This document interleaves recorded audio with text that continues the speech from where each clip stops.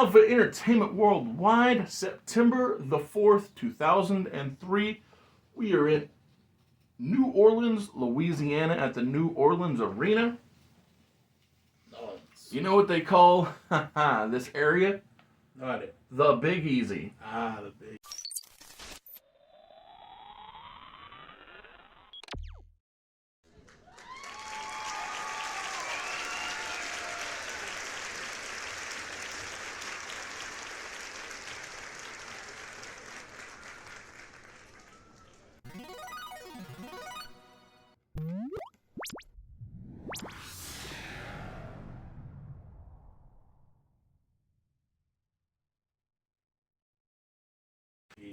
Stephanie McMahon announces, due to the way last week's Smackdown ended, It was not big or easy. well, the two big guys, Brock Lesnar and Mark Henry, they made that ring collapse nice and easy. Yep. And so Stephanie announces on the Tron that tonight we will have the Big Easy Television Championship Tournament due to, what happened last Mark week. being hurt. So Mark is now out for an undisclosed amount of time. Not that long.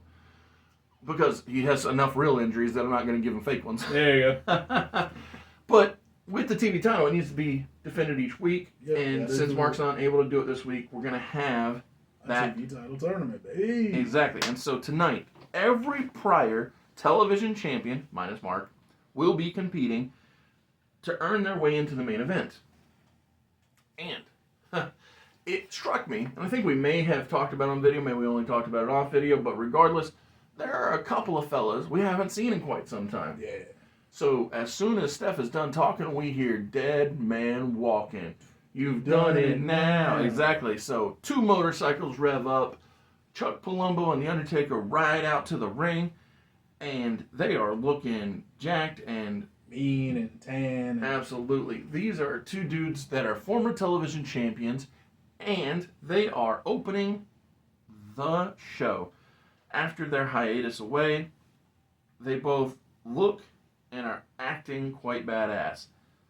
When they park their motorcycles and they get into the ring, Tony Chimmel says that this is the first match in the Big Easy Television Championship Tournament.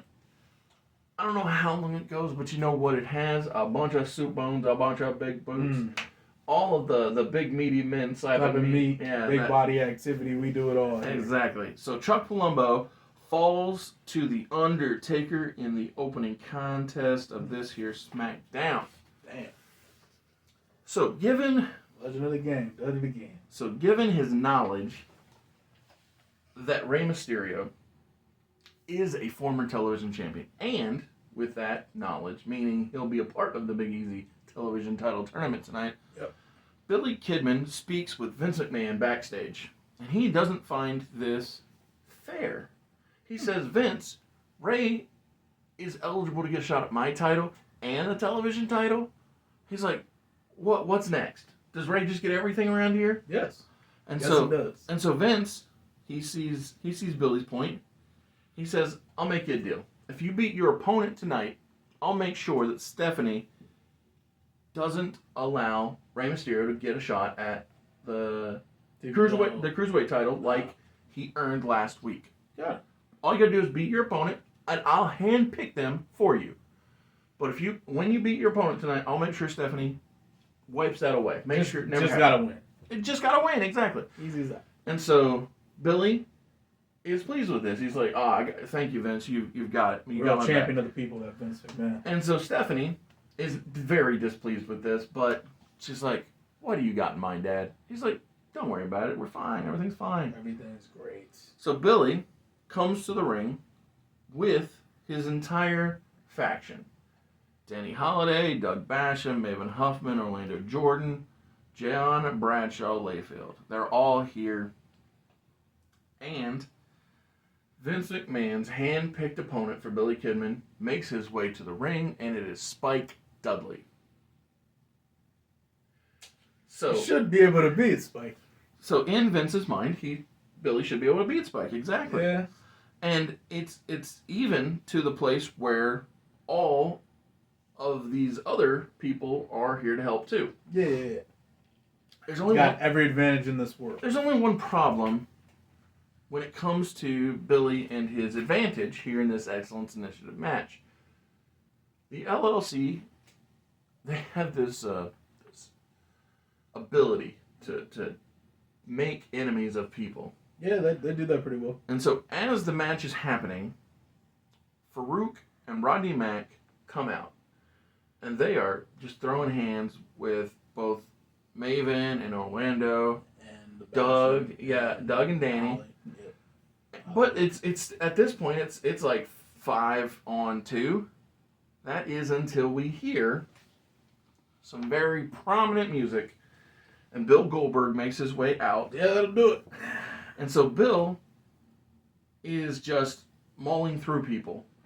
And Spear. kick, jackhammer, punch, clothesline, all He this does stuff. it all.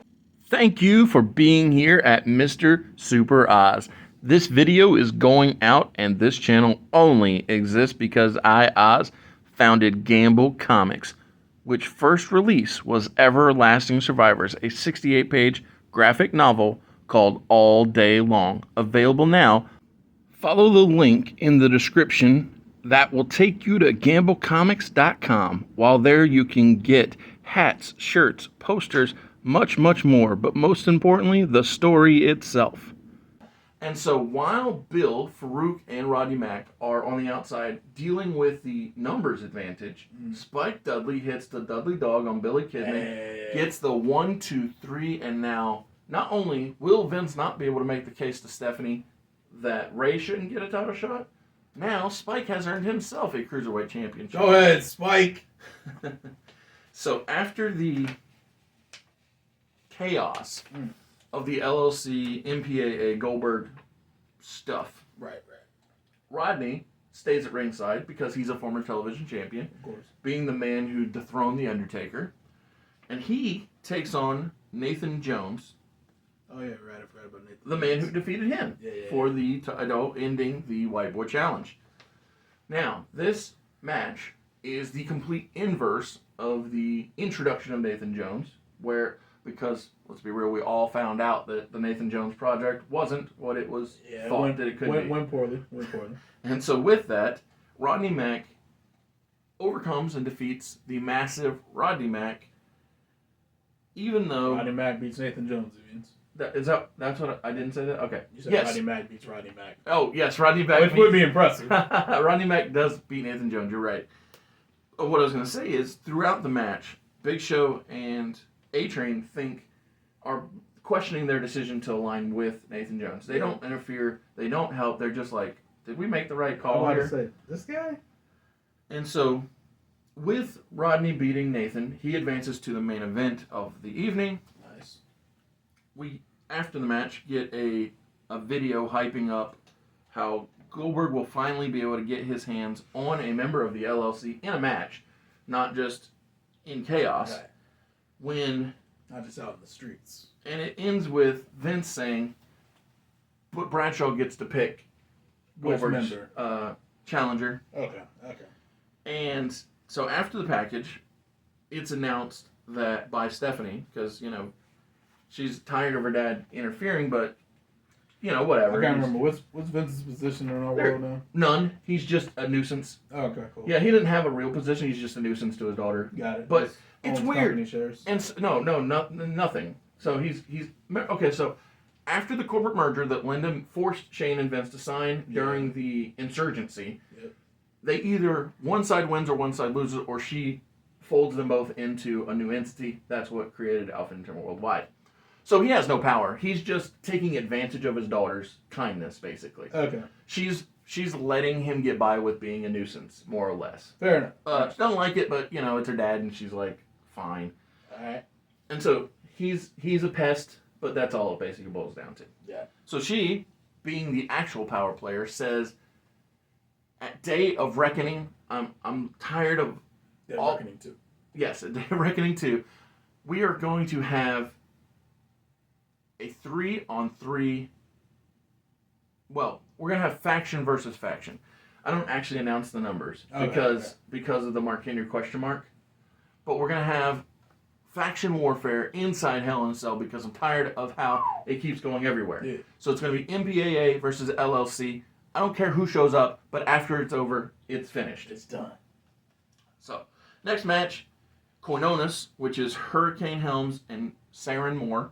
They are accompanied by Toa Reigns and Jamie Noble. Gotcha. Take on Tajiri and Funaki. What a squad. And Saren Moore defeats Funaki because, again, I'm just trying to put over the change in character, the evolution, and the... We're different now. Yes. Evolved. And we're winners, too. Yeah, we win, too. That's pretty important. So, Maven Huffman, who lost the television title to Mark Henry, is facing Rey Mysterio, Booyaka. who actually defeated Mark Henry originally for the television title. Yes. Everything comes up Mark Henry. Everything comes up Mark Henry. Are in the semi-main event, working toward who will be in the triple threat main event with Rodney Mack and The Undertaker for the television title. Yep. Rey Mysterio defeats Maven Huffman. Jumping out the sky, REY. And so, you know, it's an all good guy main event. Rodney Mack of the MPAA, Rey Mysterio, who's a forever babyface, The Undertaker, who is one of the tip-top good guys. Of the world. Almost of ever. And so, The Undertaker wins in the triple threat main event. And once again is on top of the television title division because of the events of last week where Rock and Mark kind of destroyed everything. Yeah, a little bit. Paul Heyman is on the call for the announce team, or with the announce team. Yeah. Because clearly Brock wants to prove that not only is he the undisputed champion of both Raw and SmackDown, but that Brock can and maybe should be adorned with more gold. Mm. And so, yeah, Paul's out there keeping the story going even without Brock on the show. Alive. Yes. So, yeah, that's a good stuff.